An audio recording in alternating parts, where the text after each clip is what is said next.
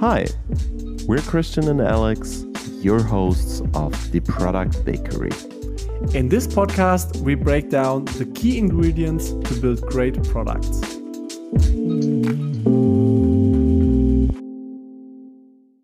So Alex, another talk in person. I'm glad that we spend more time. Let's not get used to this. Together. I feel like we're also so close.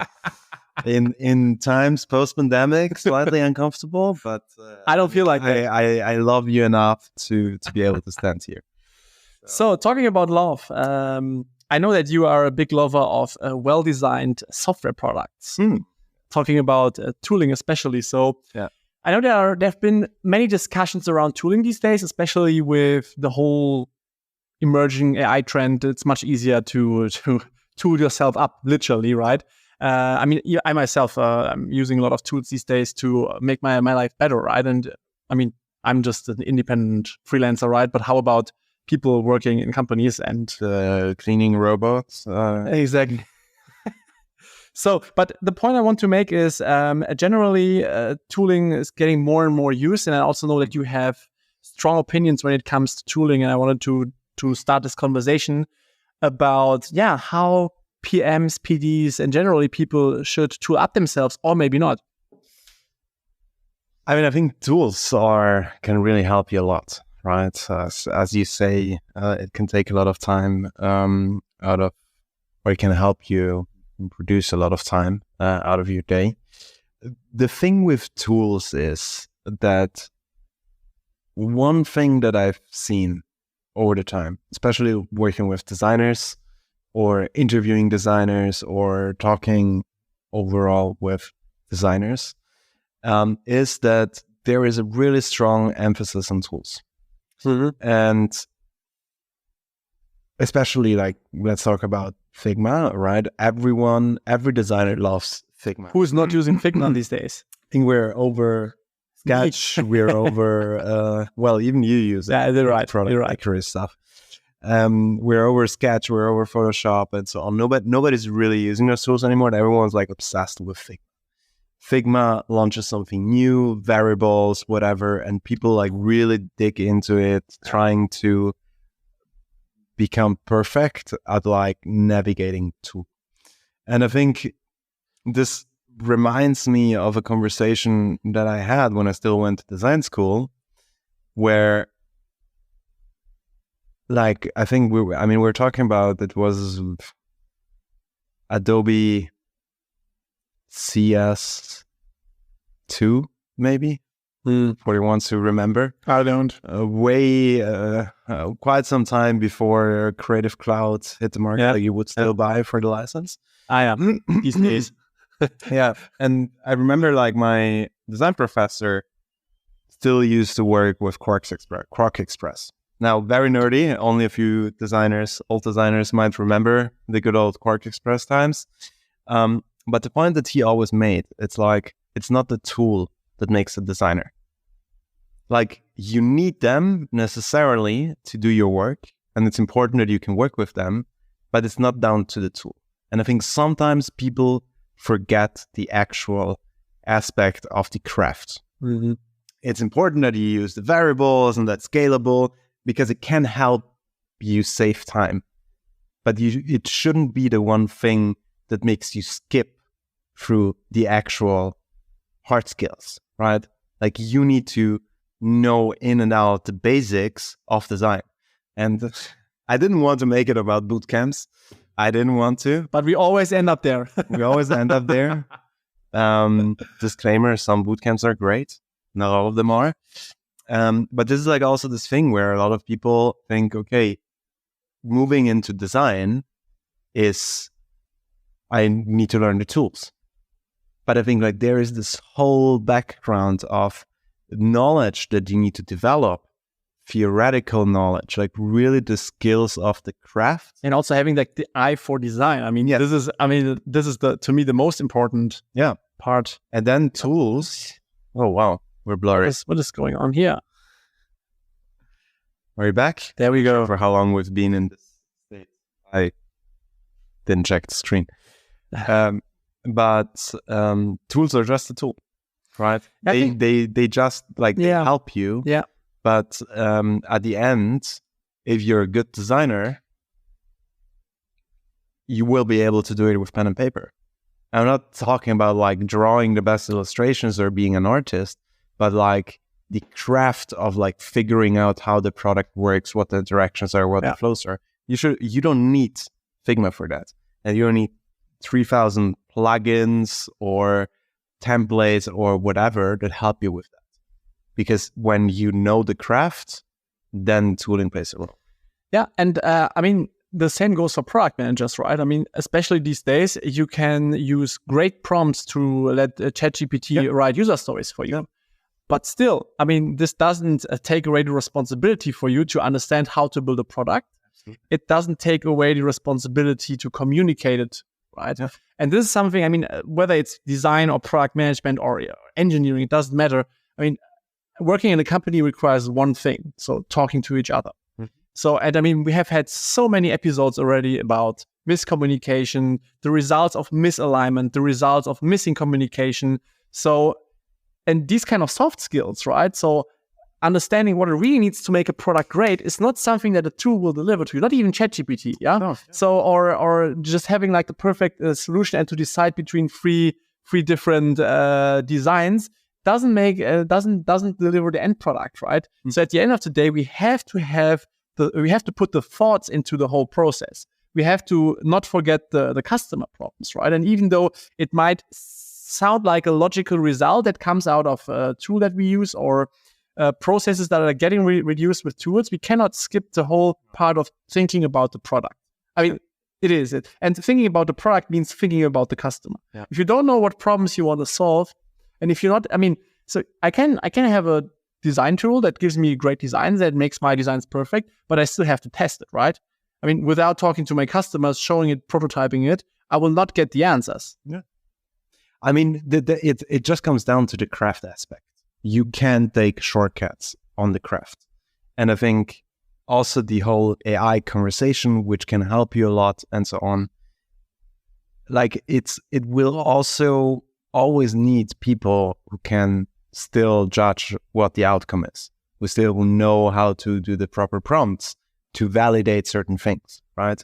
And I think like what I'm scared of with a lot of the tools is that people slowly will lose the craft, and that there will be more and more like the involvement and the blind trust on tooling, and that the craft gets lost. And I mean, I have a question when you were talking about this. I mean, especially when we now look at the whole product content design, UX, UI design topic. I mean, as you said, tools can be helpful, and there's still this craft part that we need to master at a certain level. Where's the sweet spot? Know the craft, use the tools to make your life easier and more efficient. So would you say, I mean, let's talk about people who are getting started or who are at the beginning of their career. Learn the craft. Learn the craft first. Learn the craft. Take out the old books, learn about typography, learn about color theory, learn about spacings, and so on and so forth.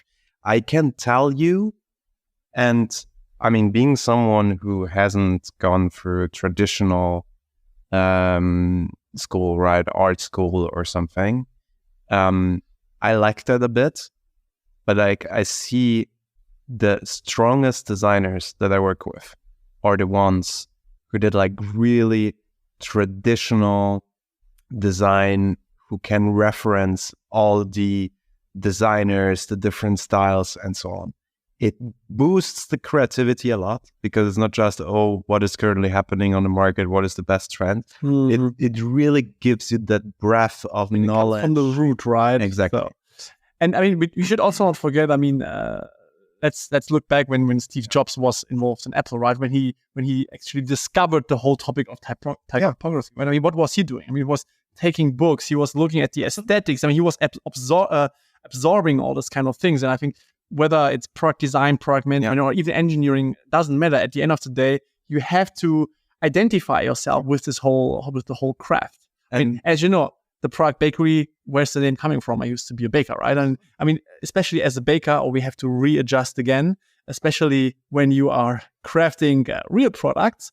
the game is not changing. So you still have to make sure that you know what you're doing, because no tool in the world will make a good bread with a lot of love in it. And especially you as Italian knows the difference between good pasta and bad pasta, good bread and bad bread, right? I mean, it's like mastering the craft, being connected to what you do. I mean, it may sound a little bit spiritual, esoterical, right? But I mean, not so much, exactly. I mean, I'm just making it worse than it is. But I mean, we're all connected to what we do because we love what we do. And just outsourcing this part with tools and imagining that you can skip this whole hard work is simply wrong. I mean, it's like taking steroids, right? I mean, you cannot skip the part to go to the gym. And the tools will only make your life easier. And the tools will change. Like if you're an expert now in Figma, who knows what happens with Figma now that they are part of Adobe. And if there won't be a new tool that everyone's going to use, right? Tools are changing. That's why the craft is so important. And I think like going through the history, learning where design is coming from, where products are coming from, like all the background, that's like something that can help you extremely, right? And I think go through, take some good designers and learn from them. Look at the work that Dieter Rams did on physical objects and translate it, or try to understand how you could potentially translate it to the digital space if you work on the digital space. I mean, what did Apple do? When Apple launched, all of their interfaces were pretty much they all derived from physical products. You had the Brown calculator and so on. So I mean, the whole skeuomorphism idea was coming from that, right? But that means that you need to have that background, need to have that knowledge. And now I will just coming with the last thing, quite controversial, but probably a lot of people would agree. Look at all the good products that are currently out there. They're all fucking the same. There is zero creativity in these products. And yes, you need to follow patterns. And yes, why reinventing the wheel if there is already a solution? I'm the first to say these things, right? Like stay efficient, move fast and so on. But like you need to have the basic craft to come up with things.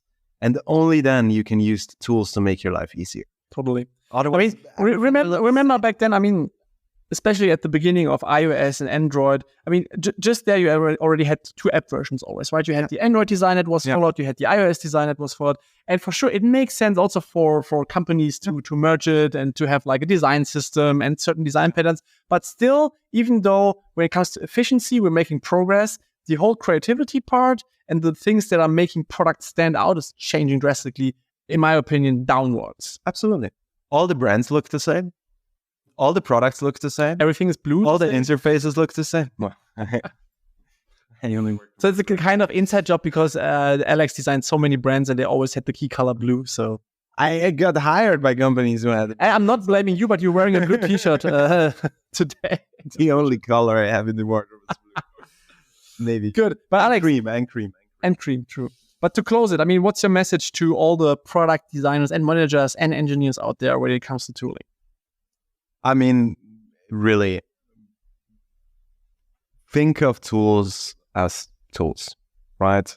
Like, if you want to build a house, you need to know how to build a house. It's not the hammer that builds the house. You will use it.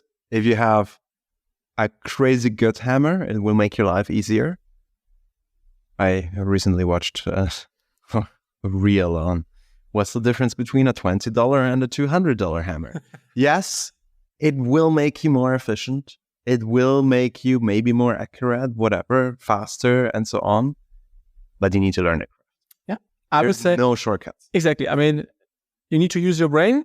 Yeah, and to understand, and the tools is your biceps. Learn and study and do your things, because the learning and the studying will also help you look at other products. If you take Dribbble as your source of inspiration, which is probably the worst thing you can do, but if you do that and you have the craft and the knowledge underneath, you can look at it, analyze it, understand what is good and what is not good, and translate it to your own. If you don't have that, how are you ever going to do that? So I think it's like really down to that. And that's what will help you become great at whatever you do. And when it comes to tooling, we would love to hear from you how you approach tooling and what you believe is the right thing to do. And by the way, now we're closing this podcast. Why is Dribbble a bad inspiration? This was The Product Bakery. All links can be found in the podcast description, and make sure to follow and subscribe for weekly episodes on all podcast platforms as well as YouTube.